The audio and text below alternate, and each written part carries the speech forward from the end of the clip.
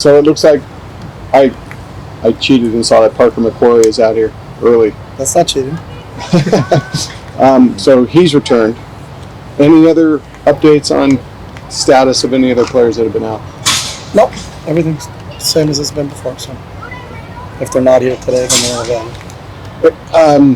What is, just hypothetically, the COVID policy when it comes to vaccinated and unvaccinated players? It's the same.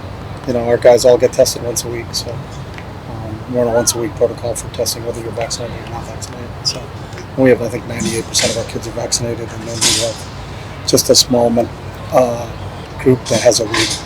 Because if you're not vaccinated, you have to have a waiver. So If you're vaccinated and you test positive, what's the protocol for that? you're out for however long, whatever that time is. 10 days. 10 days. Okay.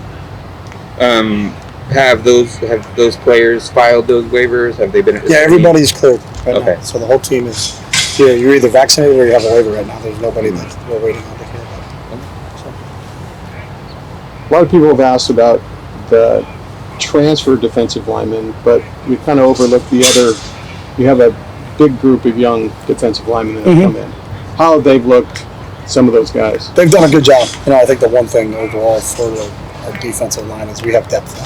So we have a lot of veterans returning, but we've added, I think, a real good group to that group. So I think we feel better about our depth than anything else, so that you can rotate, you know, 2 and at some positions 3 deep, and there's not a drop off. So that's the positive of where we are. A lot of it is, you know, a lot of those kids. And everywhere around the country, you're allowed to come back. You know, so really last year didn't count for anything. So the depth everywhere is up, but especially on our defensive line, we feel a lot more confident with the depth we have in the D-line. Kaz Allen's still listed on the official roster as a running back, but he was playing receiver in the spring. Is he kind of doing both, or what's the situation? You know, he's just a jack of all trades. He does individuals with the wideouts because he's done individuals with the running backs for 3 years, so he can play both positions for us, and will play both positions for us. So is he being coached up by Coach Foster and Coach Neal, just kind of both at once? Again, he's doing individual with the wide receivers, and then he's doing, when we get the team, we just move him around according to what we scripted that day. So, So if he's a running back, then Coach Foster coaches him, and if he's a wideout on that play, then Jerry will coach him.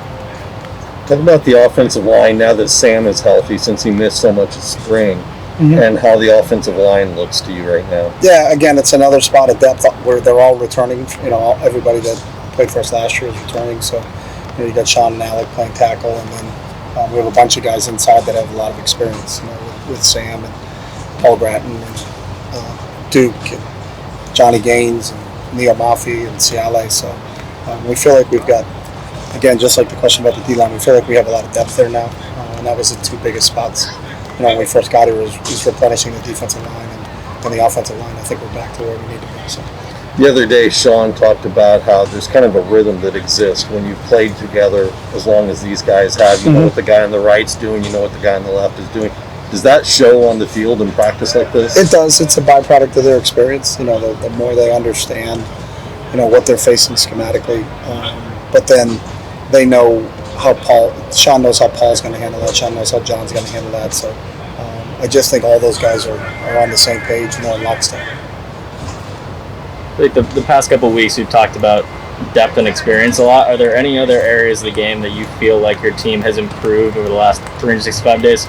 We'll see when we go play the game. So that's what the games, you know, obviously will bring out in you. So you know, we're taking care of what we can take care of from a training standpoint. Our guys' work ethic is tremendous.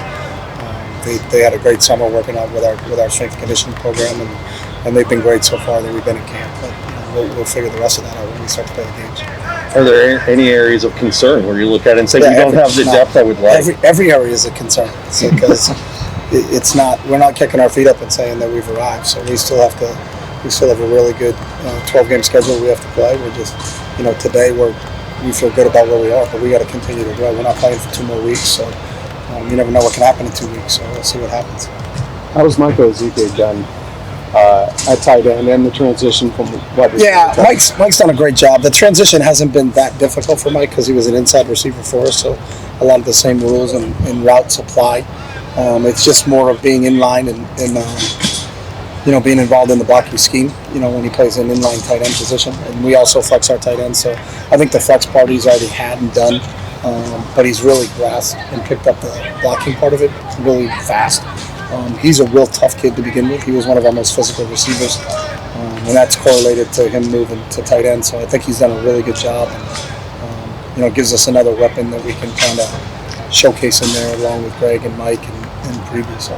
What receivers give you an option for a deep threat in the field to stretch the field? There's a few of them.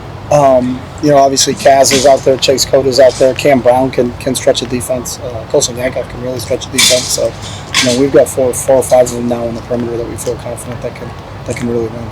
Is Colson back 100% from his injury? Today he's unavailable. Today he's unavailable.